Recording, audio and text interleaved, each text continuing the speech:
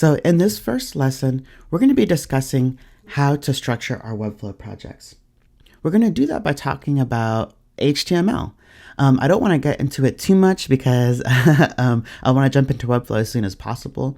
But when we do jump into Webflow, it's helpful to have a little bit of an understanding of how this works so that we know how to structure the websites correctly. A quick intro, the screen that we're looking at, this is a software called Figma.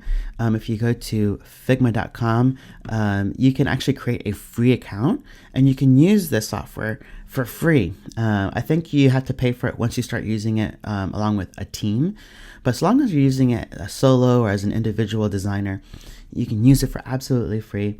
And in the class description, I'll leave a link to this project so you can access it and use it as you work on your own project. So pretty cool. All right, so there are three main programming languages that Webflow uses when it's exporting the code for our website. One is Hypertext Markup Language, or HTML. I like to think of it as the skeleton of the body. It's what gives our website its structure. The second is Cascading Style Sheets, or CSS. That's kind of like the skin of the body. It's what makes our website beautiful to the eye, visually appealing. And then third is JavaScript. It's kind of like the muscle of the body. It's what helps our website to do complicated things or perform actions. Luckily, we don't need to know how to write any of those things. Webflow is doing that for us, but it's helpful to know a little bit of the underlying principles as we create our project. All right, so let's get started by actually going through the website and talking about how we're going to structure it. All right, so let's zoom into the design and let's talk about how the content is organized. So first up is the header, and headers are usually at the very top of the website page, and they introduce the content below it. This header has this beautiful background image. When it's big and beautiful and full screen like this, it's called a hero image.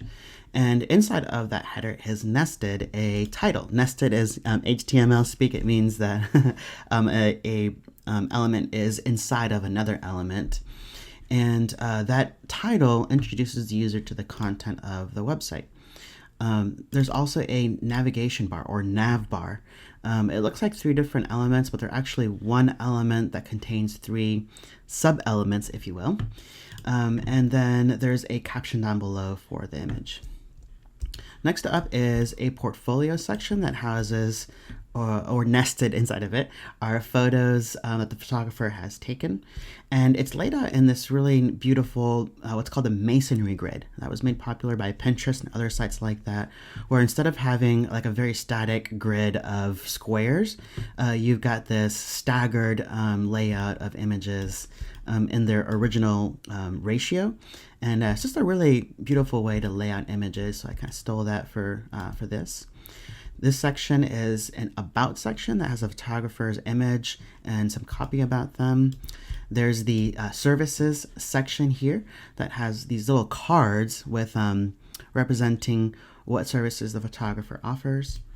Second to last is a contact me section, and I wanted to make sure to include a form in this course because forms are, of course, one of the more important elements for a website, because ultimately websites are about getting people to connect with us. So I wanted to make sure I included that. And there's also a way to reach out directly. And last, of course, is the footer. It's super simple. It just has the name of the photographer and the copyright disclaimer. So if I zoom back out, so now that we've gone through and kind of understood, like, okay, these are the content blocks of the site, how do we interpret that and use that for structuring our Webflow project? Well, I'm glad you asked. So I created this little HTML overlay for the website. And you can see here what are the different elements that we're going to need in our Webflow project. Each of these white words, like header section, those represent HTML tags that are going to need to be in our project. So we already talked about the header. So that's kind of laid out here in the start color. And then interestingly enough, main is a third element that houses, or nested inside of it are all these sections. So really there's header, main, and footer, and then inside of main are these sections. So that is a great way to think about most websites, actually. So most pages that you're going to lay out They're going to need to have navigation. They're going to need to have a header at the top. There needs to be main with sections nested inside of it, and there needs to be a footer. There are going to be exceptions, of course, but that's the kind of like general rule for how your websites should be laid out. Okay, and then before we jump into Webflow, I want to talk about why is it important to use this good or best practices HTML structure. The first has to do with search engine optimization, or SEO. SEO has to do with how easy it is for your website to get found on search engines like Google. So if we lay this out using best practices HTML, then it's going to be really easy for search engine crawlers to go through your website and figure out what your website is about. What is its content? So let me give you an example.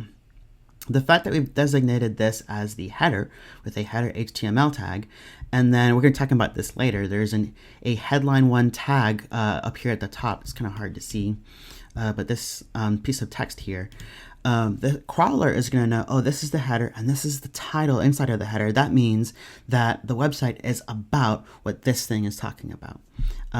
So by using proper HTML structure, we're making it easy for search engine crawlers to understand what our website is about. Secondly, it makes it easy to collaborate with other people.